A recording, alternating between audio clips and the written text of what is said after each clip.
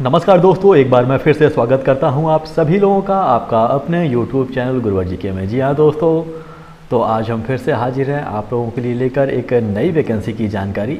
जैसा कि आप लोग जानते हैं कि national bank for agriculture and rural development bank है, यानी कि नाबार्ड है, इसने 2 वैकेंसियाँ निकाली हैं जो कि डेवलपमेंट असिस्टेंट और डेवलपमेंट असिस्टेंट हिंदी की है।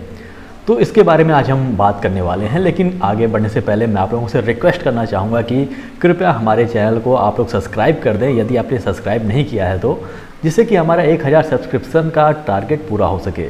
तो मैं आशा करता हूँ कि आप लोग ज़रूर कर देंगे। तो चलिए हम बात करते हैं इस वैकेंसी के बारे में। ये जो 2 वैकेंसियाँ निकाली गई हैं वह डेवलपमेंट असिस्टेंट और डेवलपमेंट असिस्टेंट हिंदी की वैकेंसियाँ हैं।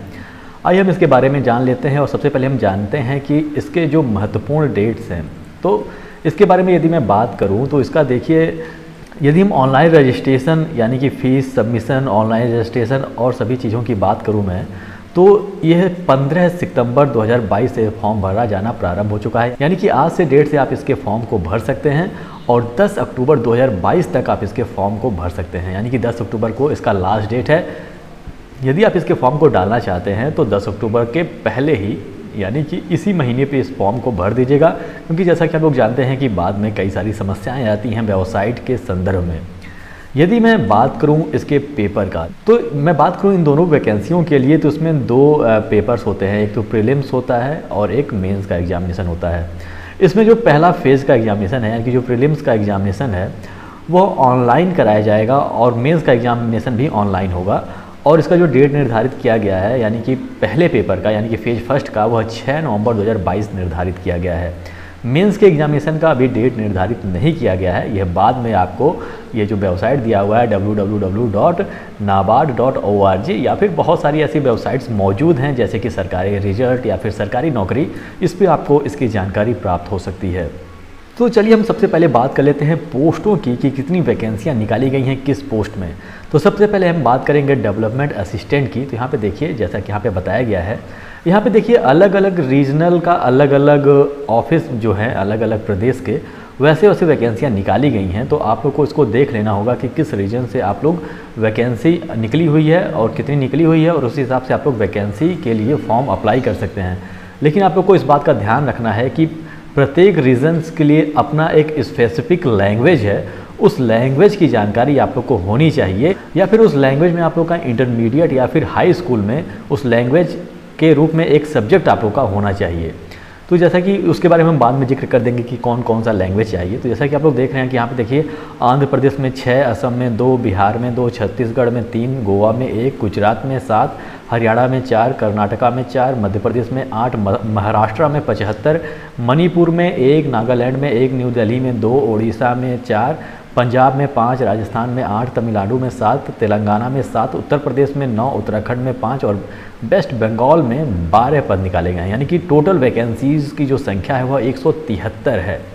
आप लोगों को समझना होगा कि ये जो 173 वैकेंसी निकली है वह जो है वह डेवलपमेंट असिस्टेंट की पोस्ट के लिए है।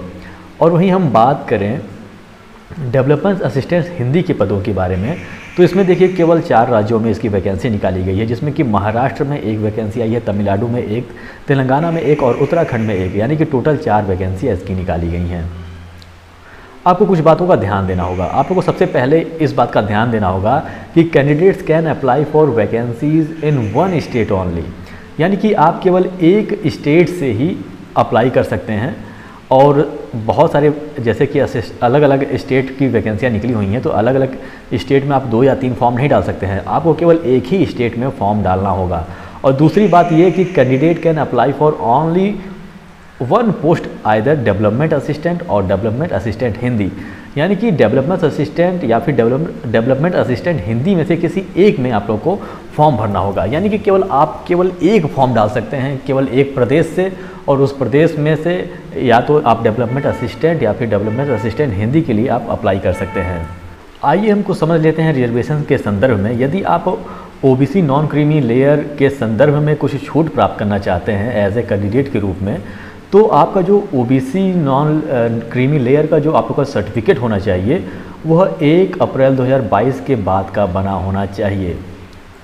या फिर 1 अप्रैल 2022 के बाद का बना होना चाहिए। वही मैं बात करूं, यदि आप EWS सर्टिफिकेट लगाना चाहते हैं, यानी कि EWS का आप इसमें आरक्षण का लाभ लेना चाहते हैं, तो फाइनेंशियल ईयर 2022-23 के लिए आप लोगों का इशू होना चाहिए आप लोगों का EWS सर्टिफिकेट, जो कि 1 अप्रैल 2022 या फिर उसके बाद का बना होना चाहिए। इसके पहले का यदि बना हुआ है तो वह मान्य नहीं होगा इस वैकेंसी के लिए। चलिए अब जान लेते हैं कुछ एलिजिबिलिटी क्राइटेरिया जो कि सबसे महत्वपूर्ण है। इसमें देखिए एज की जो गणना की जाएगी वह 1 सितंबर 2022 से की जाएगी, और 1 सितंबर 2022 को आपकी जो एज होनी चाहिए वह 21 से 35 साल के बीच में होनी चाहिए, यानी कि 21 साल से कम नहीं होना चाहिए और 35 साल से अधिक नहीं होनी चाहिए। जैसा कि आपको पता है इसमें SC, ST और OBC कैंडिडेट को छूट मिलता है 5 साल और 3 साल का, यानी कि OBC कैंडिडेट को 3 साल की छूट मिलेगी और SC, ST कैंडिडेट को 5 साल की छूट इसमें दी जाएगी। यानी कि यदि मैं बात करूं जनरल कैंडिडेट की, तो उनका जो जन्म होना चाहिए वह 2 सितंबर 1987 के पहले का नहीं होना चाहिए और 1 सितंबर 2001 के बाद का नहीं होना चाहिए। वहीं मैं बात करूं यदि SC, ST कैंडिडेट को यदि वो लाभ लेना चाहते हैं तो उनका जो जन्म होना चाहिए वह 2 सितंबर 1982 के पहले का नहीं होना चाहिए और 1 सितंबर 2001 के बाद का नहीं होना चाहिए। और वहीं मैं यदि OBC कैंडिडेट की बात करूं जिन्हें 3 साल की छूट मिलती है, तो उनका जो उम्र होना चाहिए, उनकी जो जन्म होना चाहिए वह 2 सितंबर 1984 के पहले का नहीं होना चाहिए और 1 सितंबर 2001 के बाद का नहीं होना चाहिए। तो आशा करता हूँ कि आप लोग समझ गए होंगे इस बात को। वहीं हम बात कर लेते हैं एजुकेशन क्वालिफ़िकेशन की। तो एजुकेशन क्वालिफ़िकेशन जो आपका होना चाहिए वह 1 सितंबर 2022 तक आप लोगों के पास होना चाहिए, यानी कि इसमें जो भी एजुकेशन क्वालिफ़िकेशन मांगा गया है वह सर्टिफिकेट या फिर वह जो डिग्री होगी या फिर आपका जो मार्कशीट होगा वह 1 सितंबर 2022 तक जारी हो जाना चाहिए। यदि इसके बाद यदि जारी हो रहा है तो आप इसके लिए योग्य नहीं हैं।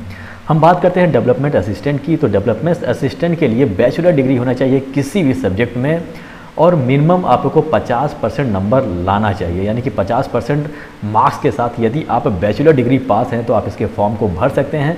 लेकिन यदि आप SC, ST या फिर विकलांग जन हैं या फिर आप एक सर्विसमैन कैंडिडेट हैं तो आप किसी भी तरह से ग्रेजुएशन पास हैं तो आप इस फॉर्म को भर सकते हैं।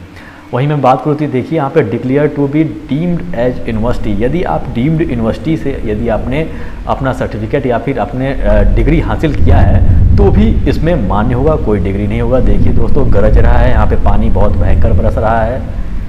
आशा करता हूँ कि आप लोग के यहाँ भी पानी बरस ही रहा होगा, क्योंकि पानी बरसना बरसात में बहुत ज़रूरी है। और मैं बात करूँ यदि मैं डेवलपमेंट असिस्टेंट हिंदी की मैं बात करूँ तो इसमें आप लोग का बैचलर डिग्री होना चाहिए इंग्लिश या फिर हिंदी मीडियम से, और हिंदी और इंग्लिश एज ए कंपलसरी या फिर इलेक्टिव सब्जेक्ट के रूप में होना चाहिए और मिनिमम 50% नंबर आप लोग को चाहिए बैचलर डिग्री में। यदि आप SC, ST, PWD या फिर एक्स सर्विस मैन हैं तो यदि आप किसी भी तरीके से पास हैं ग्रेजुएशन हिंदी और इंग्लिश से तो आप इस फॉर्म को भर सकते हैं।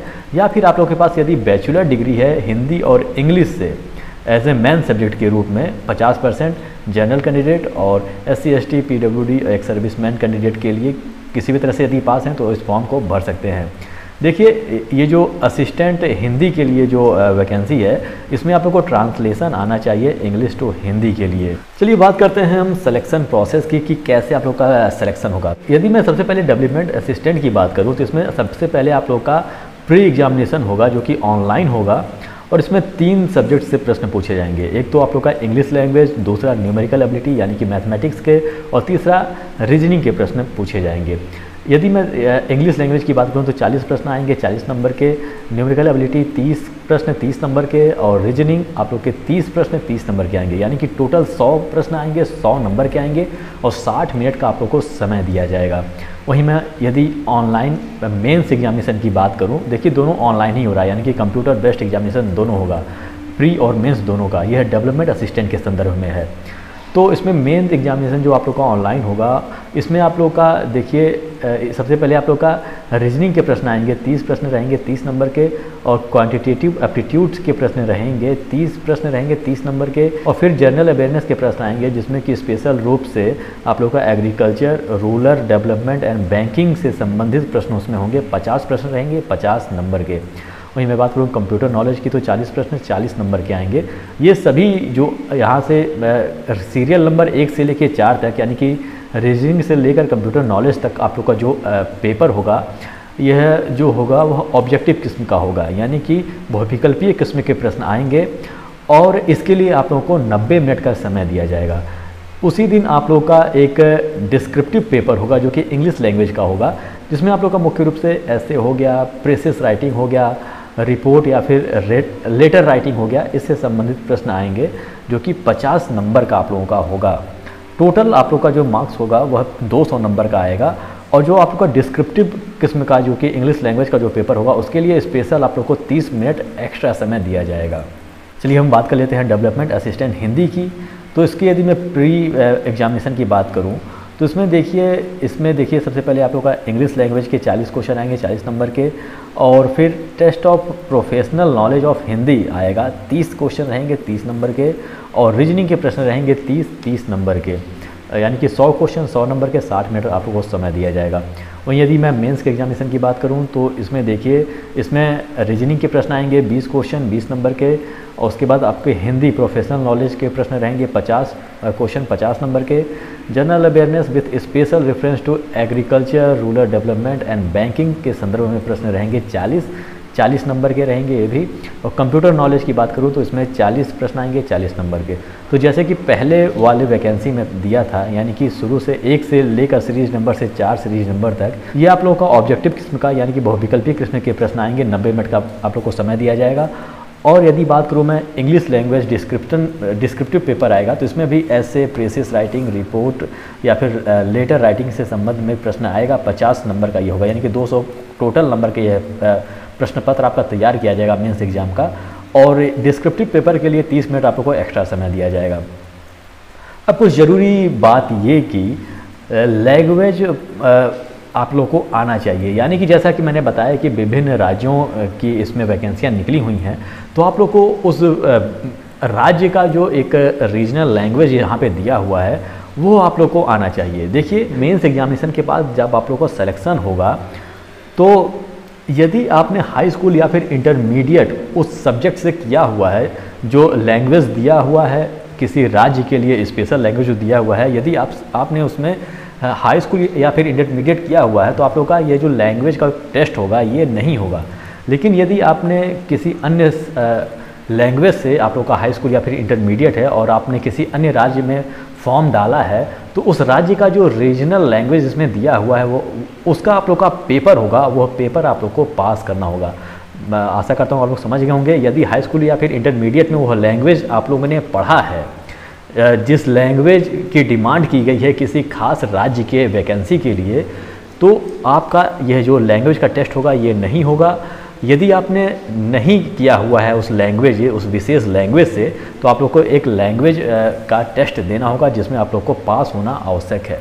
चलिए मैं बात कर लेता हूँ कि कौन कौन सा लैंग्वेज आप लोग को चाहिए, विशेष लैंग्वेज किसी राज्य के संदर्भ में भर्ती के लिए या फिर फॉर्म भरने के लिए। तो जैसा कि आप लोग देख सकते हैं कि यहाँ पे specified language of the state दिया हुआ है, जहाँ से आप लोग देख सकते हैं यहाँ पे आंध्र प्रदेश का तेलुगु, असमीज़, बिहार का हिंदी, छत्तीसगढ़ का हिंदी, गोवा का कोंकणी, गुजरात का गुजराती, हरियाणा का हिंदी, कर्नाटका का कन्नड़, मध्य प्रदेश हिंदी, महाराष्ट्र मराठी, मणिपुर का मणिपुरी, नागालैंड का इंग्लिश, न्यू दिल्ली का हिंदी, उड़ीसा का उड़िया, पंजाब का पंजाबी, राजस्थान का हिंदी, तमिलनाडु का तमिल, तेलंगाना का तेलुगु, उत्तर प्रदेश का हिंदी, उत्तराखंड हिंदी और वेस्ट बंगाल बंगाली। तो ये लैंग्वेज आप लोग का आना चाहिए यदि आप इस राज्य से फॉर्म भरते हैं। तो चलिए बात कर लेते हैं कुछ एग्जामिनेशन के विशेष पहलुओं को जिसके बारे में आपको जानना जरूरी है।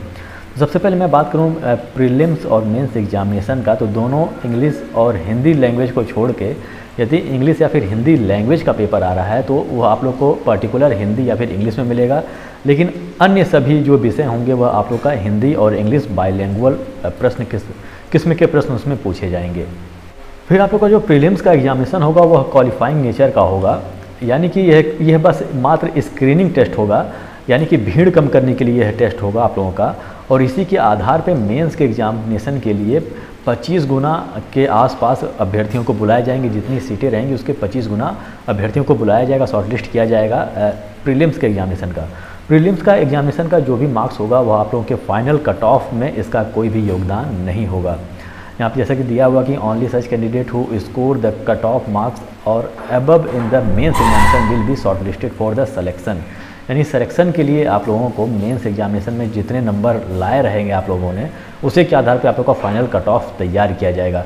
नेगेटिव मार्किंग की बात करूं तो नेगेटिव मार्किंग जो भी ऑब्जेक्टिव किस्म के प्रश्न पूछे जाएंगे, चाहे वह मेंस एग्जामिनेशन की बात हो चाहे वह प्री एग्जामिनेशन की बात हो, तो दोनों में जो नेगेटिव मार्किंग है वह 1/4 रहेगा और जो डिस्क्रिप्टिव किस्म के प्रश्न आएंगे उसमें नेगेटिव मार्किंग नहीं रहेगा।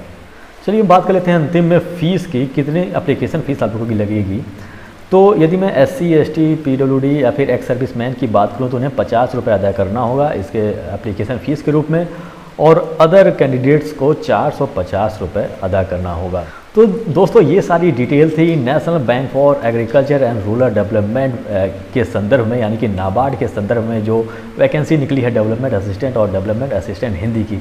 आशा करता हूँ कि आप लोग को सभी जानकारियाँ समझ में आ गई होंगी। यदि कोई जानकारी अधूरी रह गई है या फिर आप लोग को समझ में नहीं आया तो कमेंट के माध्यम से आप प्रश्न पूछ सकते हैं। यदि उसकी जानकारी हुई तो उसकी जानकारी अवश्य दी जाएगी। तो आशा करता हूँ कि आप लोग को यह वीडियो समझ में आ गया होगा। यदि वीडियो समझ में आया तो उसे लाइक कर दीजिएगा, हमारे चैनल को सब्सक्राइब कर दीजिएगा और बेल आइकन भी प्रेस कर दीजिएगा ताकि जब हम नई वीडियो लेकर आए तो उसकी जानकारी आपको हो सके। तो हमारे साथ बने रहने के लिए बहुत बहुत धन्यवाद। मिलते हैं अपने अगले वीडियो में।